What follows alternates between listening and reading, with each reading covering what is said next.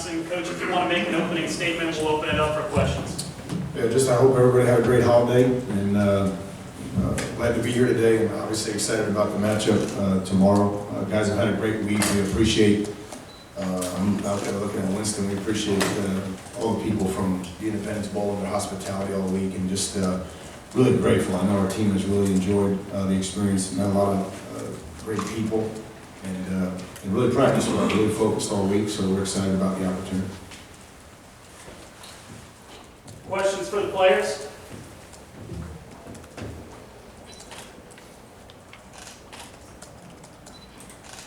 Hey Duke, man, we'll keep it light. We talked to Mike Davis yesterday, and he let us in on a little group chat you guys got going on with you, Melvin Gordon, Todd Gurley, and he was really expressing just the friendship that you guys have.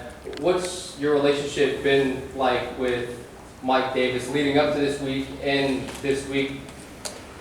I knew Mike Davis in high school. We went to the opening camp, which is all the high school guys. We really hung out there and created a bond, and we've been cool, and we talked ever since. Obviously, you and Mike won't be on the field together, but is it a little bit extra motivation knowing there's another elite running back on the other side that you can? I think leaving the season with a winning record is more motivation than actually competing against another running back. But I think playing against him would be fun, and competing against the team would be fun.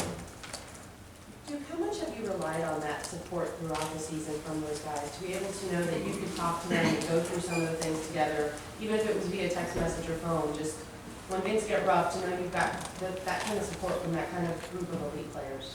I think it's amazing because all of us is kind of on the same level, and all of us can really relate to things that's going on, and it's just different because you wouldn't really think that a group of guys from different teams are really come together and talk daily about what's going on and things of that sort.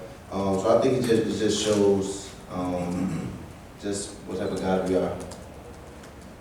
Dude, what kind of difference can one game make? You know, looking forward. One game can make a lot of difference.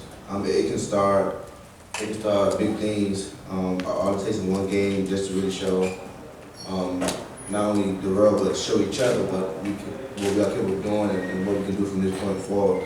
So we come out and put on a great show and do what we know we can. I think it started a lot. Okay.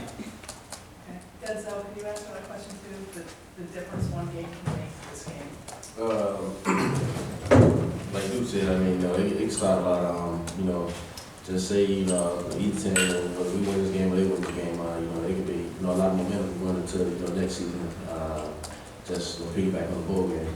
Do you feel it yet that it's going to be your last game? I know you said you weren't, It still hasn't hit me yet. I mean, like I said, they'll probably hit me, probably during the game, like in the fourth quarter, or when I just see, the clock take 0-0 at the end.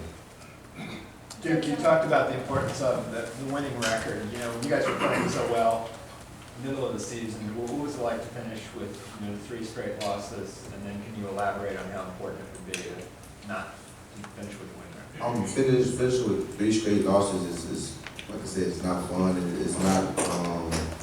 It's not what kind of team we know we are, but it's the team that we have been. And we're just trying to change that around. We're trying to come out the way we started the season. And every game we basically lost just came down to us not executing and we're not doing what we're supposed to do and know that we're capable of doing. So we're just trying to come out this game and do what we know we can do. Play the way we know we can play and play the way we practice, have fun, fly around. And that should take care, everything else should take care of itself. Duke, obviously, South Carolina at times this year has struggled on defense. Talk about as an offensive player, do you kind of lick your chops heading into a game like this? No, not at all. I just think anytime Miami comes to play anybody, they're going to bring their best, regardless of what they did in the past, regardless of what teams put high numbers on them. I just think when Miami comes to play, everybody bring their best. So you got to prepare the same way we prepared all year. And prepare like you're going to play the best team in the country. Denzel, you've got 2 high-powered offenses in this game. If it gets into one of these situations where it's back and forth, how do you make sure the guys on defense don't get discouraged if South Carolina is able to move the ball? Simple. Like I tell defense, sometimes somebody make a play. Like Coach always tells us, just go one play at a time. Whatever happens, just move on forward to the next play. How's Big Liver now? Doing good, he was better yesterday. I think, obviously today is going to help him tremendously, and our hope is that he'll be available to us. I don't know how much he'll be in the rotation, but if he's available to us, that's a big step. And how's John also? Feliciano, I think John's going to be good. I think he practiced really well the last 2 days. Had a great look about him yesterday, and I know he's excited, as Denzel is, and Shane and the other seniors to play in the game tomorrow.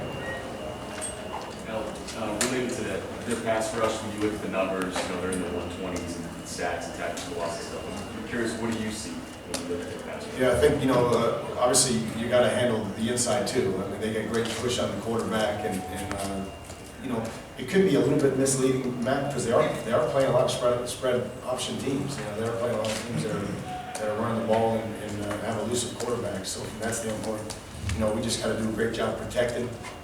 They will bring 5 in place of cover 1 behind it. So we got to be really, we got to be good. We got to shake free on our routes, get open, and we got to be able to pick up 5 or 6 when they bring. Conversely, what's the key for you to get pressure on their quarterback?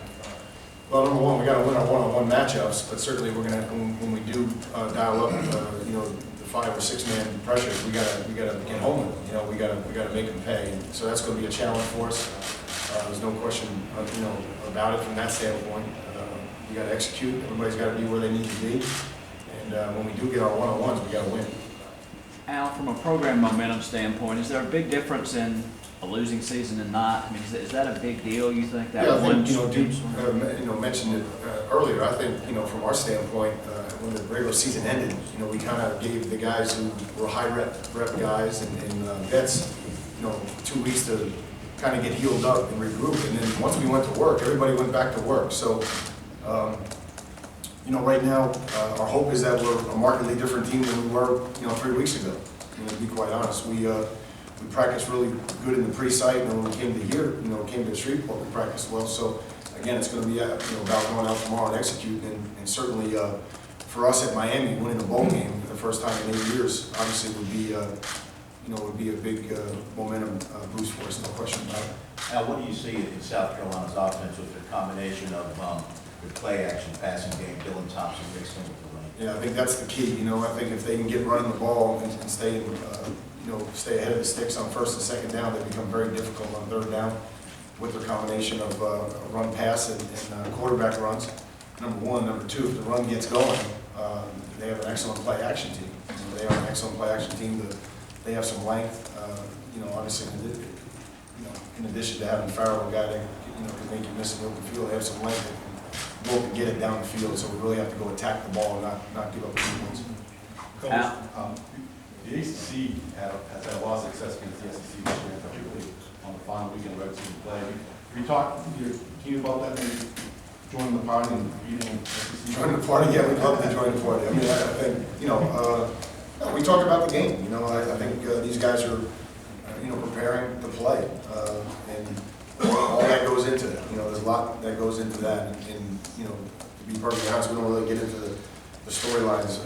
We're excited to play South Carolina. We're excited to play a team from the SEC. And that's been a great challenge for the last 3 weeks. So here we are.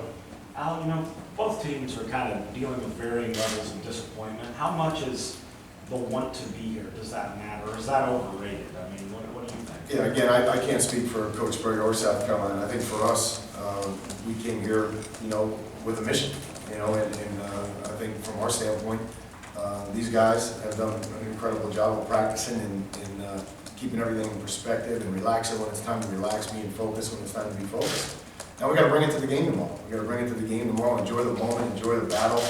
A lot of things can happen in bowl games. We got to be ready for whatever happens and just improvise and adjust and really enjoy it. So, but I don't sense any, and again, it's a great question for these guys. I don't sense any morale issues or anything. I think we've enjoyed the experience, and from our standpoint, it's Denzel and Duke's 2nd bowl game.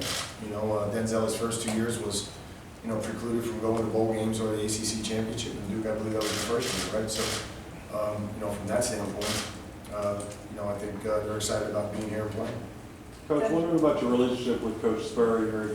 Would it mean a little more to you to get a win over a guy like that?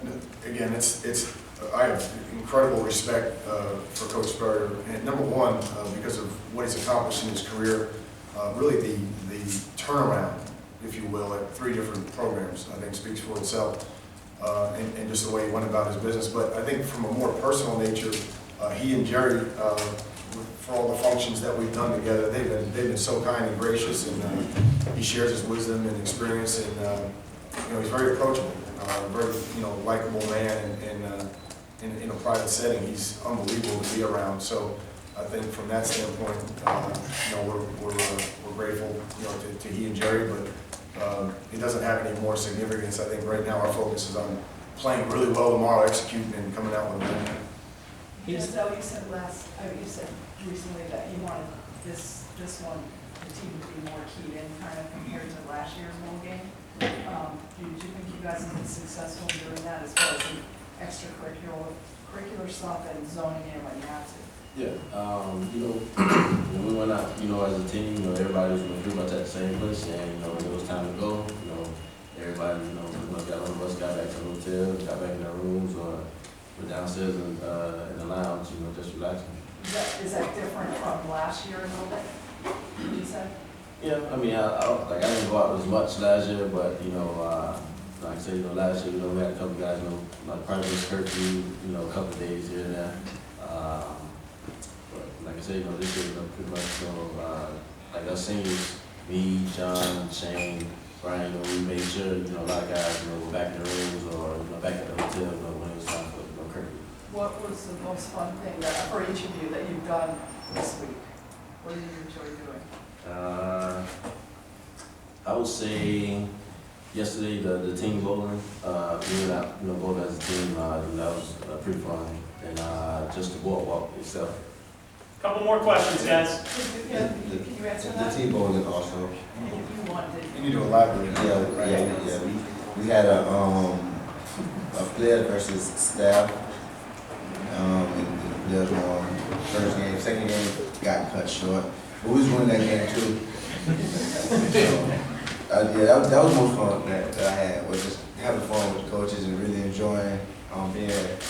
What was your best game that you bowled? Why did it get cut short? Why did it get cut short? Why? Because we had other things we had to get ready for. I had to start preparing and getting ready. I don't know if somebody threw in the towel or something. Al, Steve is in his 25th season. He hasn't had a losing season since his first at Duke. What kind of testament is that to the longevity of his career? Again, I think that speaks for itself. And again, I think if you just look at his record, and the media guy at South Carolina has his records and how he built each program. And I think in South Carolina, you can see him build it. I know it took a little bit longer than he wanted to. I think it took 5 years. Then he had 3 straight years of 11 wins or more. So again, I think any more in college football, you can be susceptible, to the type of season that he's having this year. A couple guys leave early, or a couple guys leave, that type of thing. So from that standpoint, his record over the course of time speaks for itself. Last question, guys. Denzel, talk about Mike Davis and just preparing for him, the challenges he brings, and seeing a guy like Duke Johnson in practice help with that at all? Yeah, Duke is one of a kind. Trying to bring him down, trying to tackle him, that's the mission itself. And Mike Davis, he's a big back. He has speed and he's very powerful. And as far as trying to get him down, it's just not going to take one person. You really got to wrap him up and run your feet, and pretty much got a game tackle. All right, thank you, everyone. Thank you, guys.